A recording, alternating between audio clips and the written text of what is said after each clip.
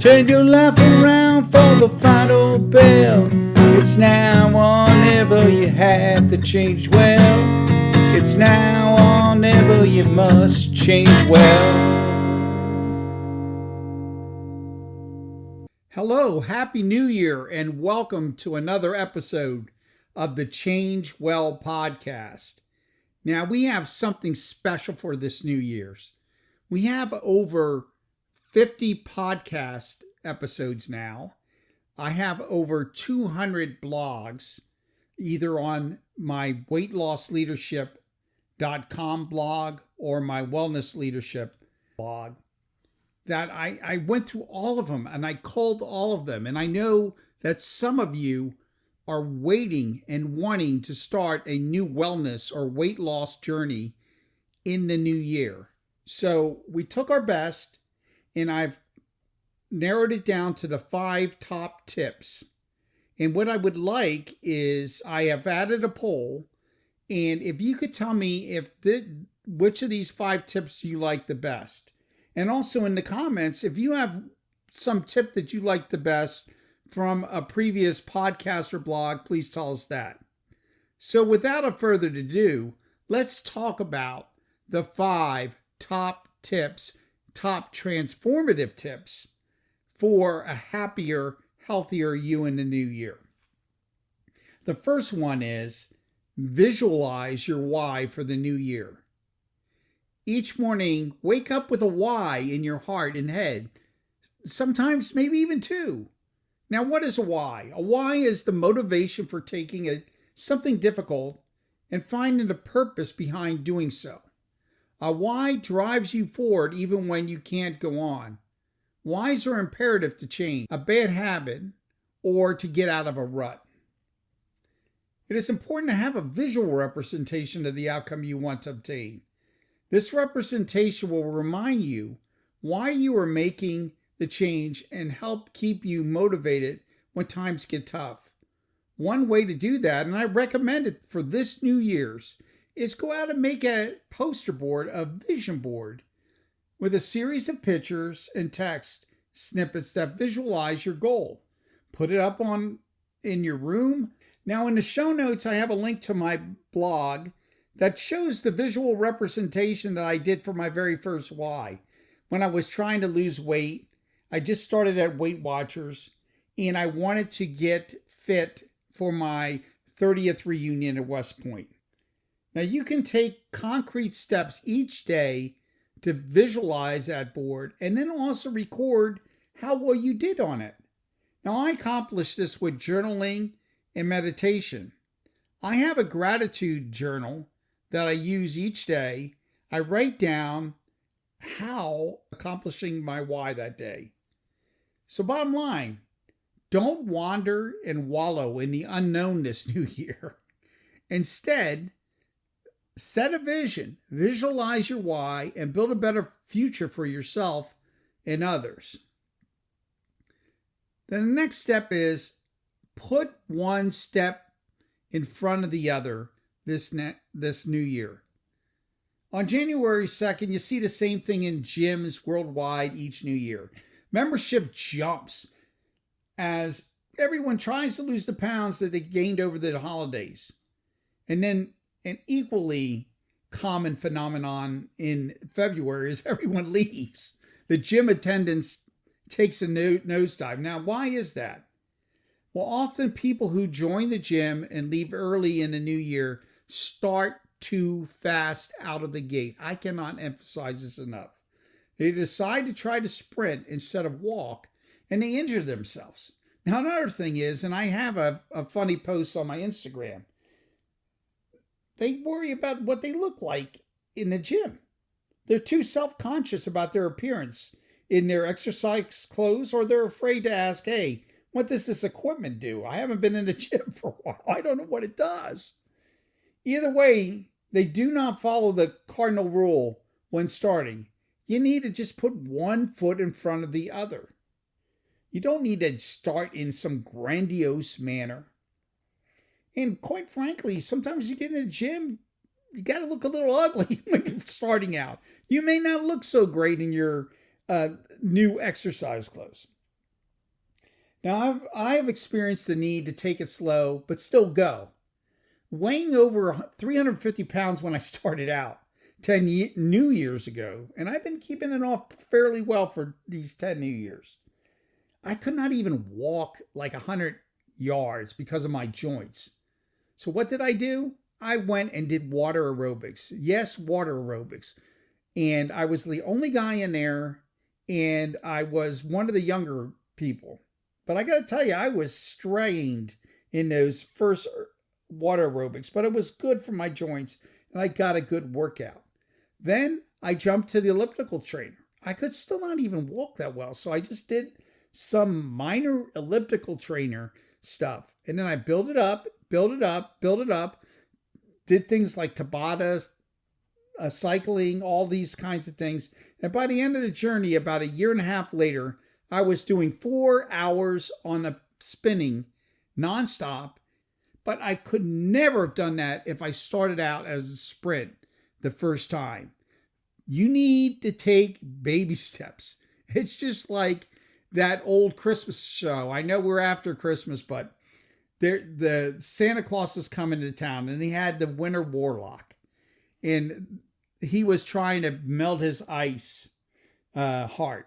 And they say, just put one foot in front of the other, and soon you'll be walking across the floor.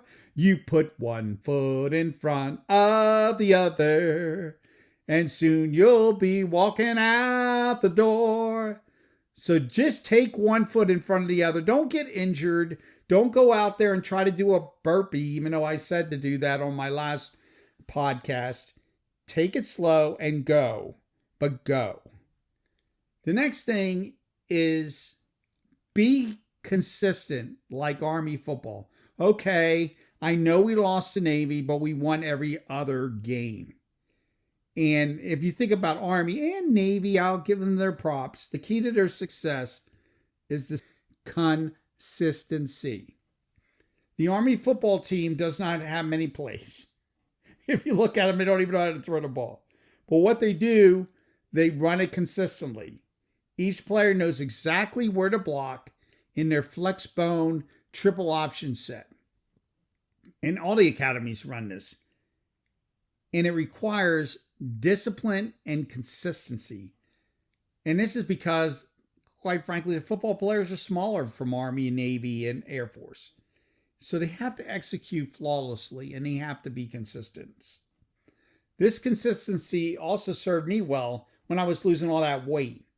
I didn't have a lot of plays in my playbook, but I consistently did them, which was like tracking points, walking, mindfulness, a myriad of other things.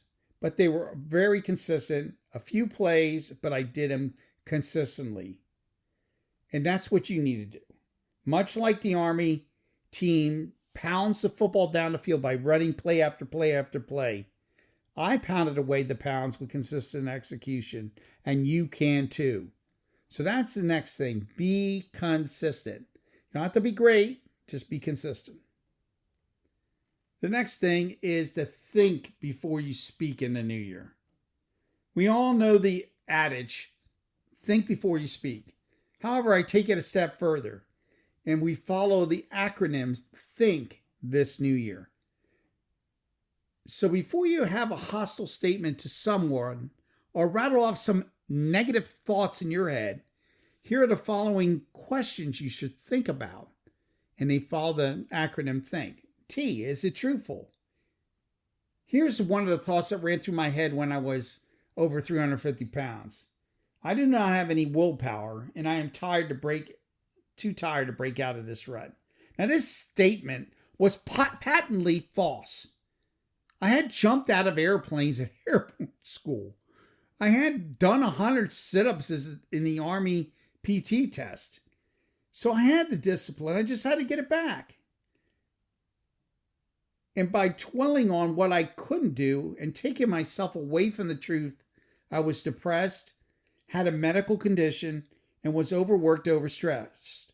If you focus on the falsehood that some body's putting in your head, either yourself or you attack yourself, others, and the wrong problem. So first, be truthful. Second, is the statement helpful? Do not dwell on the mistakes of the past. It's not helpful to say, oh, wow, I shouldn't have ate that quarter pounder. Instead, think about it as a learning experience and say, okay, what triggered me to eat that quarter pounder today? Was it that I worked till 9 p.m., I was starving, and I was stressed out, so I ate a quarter pounder? So take it and say, take something that's negative and make it helpful.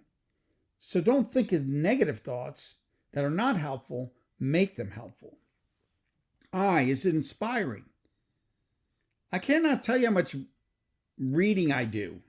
And actually, I listen to audiobooks, but inspiring books really, really change my demeanor, my inner dialogue, and they help fashion my outer dialogue to other people.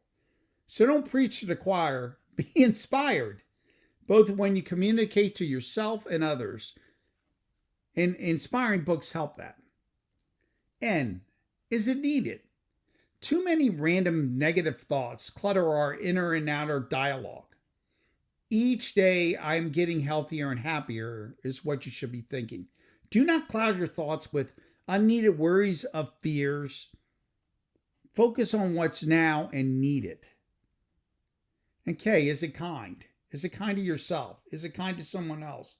Be conspicuously kind to everyone. A kind act to yourself will allow you to drive to improved health.